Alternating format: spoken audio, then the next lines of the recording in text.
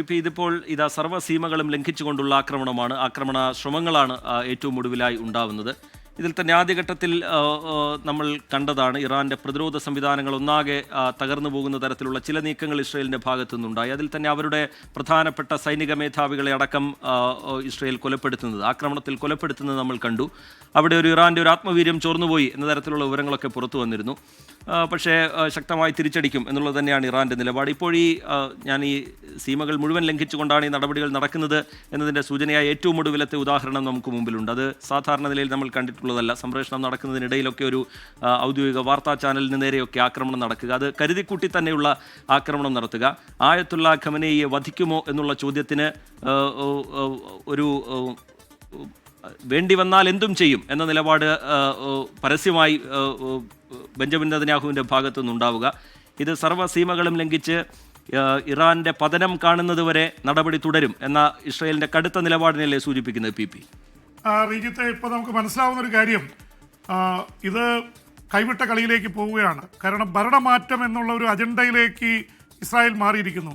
അതിനിടയിൽ ഒരു വളരെ പ്രധാനപ്പെട്ട വാർത്ത വരുന്നുണ്ട്. ഇസ്രായേൽ ഇറാന്റെ 2 F-14 യുദ്ധവിമാനങ്ങൾ വെടിവെച്ചിട്ടു അല്ലെങ്കിൽ തകർത്ത് കളഞ്ഞു എന്നുള്ള റിപ്പോർട്ട് കൂടി വരുന്നുണ്ട്. എന്തായാലും വളരെ ശക്തമായിട്ടുള്ള ആക്രമണമാണ് നടത്തിക്കൊണ്ടിരിക്കുന്നത്. ഇപ്പോൾ ഇവിടെ ഗോപികൃഷ്ണൻ സംസാരിച്ചപ്പോൾ ABC ന്യൂസിലെ കാര്യം പറഞ്ഞു. അത് വളരെ വ്യക്തമായിട്ട് കാണിക്കുന്നത് ഇത് ഞങ്ങൾ ആയത്തുള്ള ഖൊമേനിയെയും ഇസ്ലാമിക ഭരണകൂടത്തെയും ലക്ഷ്യം വെക്കുന്നുവെന്ന് വളരെ വ്യക്തമായി ഇപ്പോൾ പറഞ്ഞിരിക്കുകയാണ്. അതിന് മുമ്പുള്ളൊരു കാര്യം ശ്രദ്ധിക്കണം. കാരണം ടെല്ലവീവിൽ ഈ ABC ന്യൂസിന് ഇത് കൊടുക്കുന്നതിന് മുൻപ് അവിടുത്തെ പ്രൈം മിനിസ്റ്റീരിയൽ ഓഫീസിൽ അടിയന്തരമായി മന്ത്രിസഭാ യോഗം ചേരുകയും അവിടുത്തെ പ്രമുഖരുമായിട്ട് സംസാരിക്കുകയും ചെയ്ത ശേഷമാണ് ABC ന്യൂസിന് ഈ അഭിമുഖം നൽകിയത്. ഇതുവരെ ആണവ കേന്ദ്രങ്ങൾ തകർക്കുക, സൈനിക തലവന്മാരെ വധിക്കുക എന്നൊക്കെയുള്ള തരത്തിൽ പോകുന്നു എന്നുള്ള ധ്വനിയാണ് പറഞ്ഞത്. ഒറ്റ ഒരു ഇൻ്റർവ്യൂവിൽ മാത്രമാണ് അവിടുത്തെ ഭരണമാറ്റം ഞങ്ങൾ ലക്ഷ്യം വെക്കുന്നു, നിങ്ങളെ സ്വാതന്ത്ര്യത്തിലേക്ക് എത്തിക്കാനുള്ള വഴി ഞങ്ങൾ തുറക്കുകയാണ് എന്ന സൂചന ആദ്യ ദിവസം ആക്രമിച്ചപ്പോൾ ഇസ്രായേലി പ്രധാനമന്ത്രി ബെഞ്ചമിൻ നെതന്യാഹു കൊടുത്തിരുന്നു റീത്തെ. അപ്പോൾ അത് വീണ്ടും അരക്കിട്ടുറപ്പിക്കുന്ന രീതിയിലാണ് ABC ന്യൂസിന് ഇപ്പോൾ നൽകിയിരിക്കുന്ന അഭിമുഖത്തിൽ കൃത്യമായി പറഞ്ഞിരിക്കുന്നു. ഞങ്ങൾ വധിക്കുമെന്ന് നേരിട്ട് പറഞ്ഞില്ലെങ്കിലും വധിക്കുമോ എന്ന ചോദ്യത്തിന് ഇല്ല എന്ന് പറഞ്ഞാൽ മതി. വധിക്കില്ല എന്ന് പറഞ്ഞില്ലെങ്കിൽ അതിൻ്റെ അർത്ഥം ഇംപ്ലൈഡ് മീനിങ് അദ്ദേഹത്തെ ഒന്നില്ലെങ്കിൽ ആയത്തുള്ള ഖുമേനിയെ കീഴടക്കുക, പിടികൂടുക, യുദ്ധക്കുറ്റവാളിയാക്കുക, അല്ലെങ്കിൽ ആണവ കരാറ് ലംഘിച്ചുകൊണ്ട് ആണവായുധം നിർമ്മിക്കാൻ ശ്രമിച്ചതിൻ്റെ പേരിൽ പ്രോസിക്യൂട്ട് ചെയ്യുക, ഇല്ലെങ്കിൽ വധിക്കുക എന്ന് തന്നെയാണ്.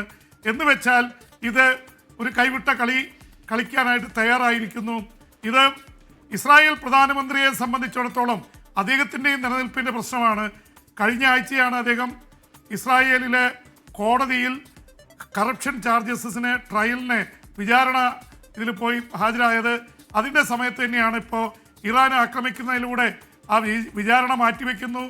വലതുപക്ഷ തീവ്രവാദി സംഘങ്ങൾ ഇസ്രായേലിലെ പ്രത്യേകിച്ച് ബെൻഗീവറെ പോലെയുള്ള സിയോണിസ്റ്റ് നേതാക്കൾ ആവശ്യപ്പെടുന്നതും ഇറാനെ ആക്രമിക്കണമെന്നും ഗസ യുദ്ധം നിർത്താൻ പാടില്ല എന്നൊക്കെയാണ്.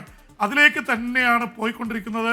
അമേരിക്കൻ പ്രസിഡന്റിൻ്റെ നിലപാടും ഇവിടെ ഗോപികൃഷ്ണൻ പറഞ്ഞ ഒരു കാര്യം വളരെ വ്യക്തമായിരിക്കുന്നു. അവിടെ G7 രാഷ്ട്രങ്ങളുടെ സമ്മേളനം കാനഡയിൽ നടന്നുകൊണ്ടിരിക്കുകയാണ്.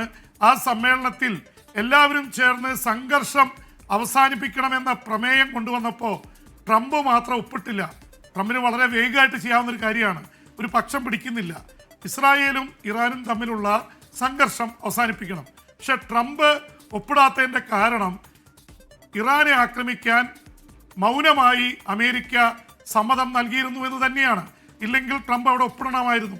ട്രംപ് ഒപ്പിട്ടിട്ടില്ല. അമേരിക്കയുടെ വിമാനവാഹിനി യുദ്ധക്കപ്പൽ നിമിറ്റ്സ് ഇതാ മിഡിൽ ഈസ്റ്റിൽ മധ്യപൂർവ്വ ഏഷ്യയിലെത്തുന്നു.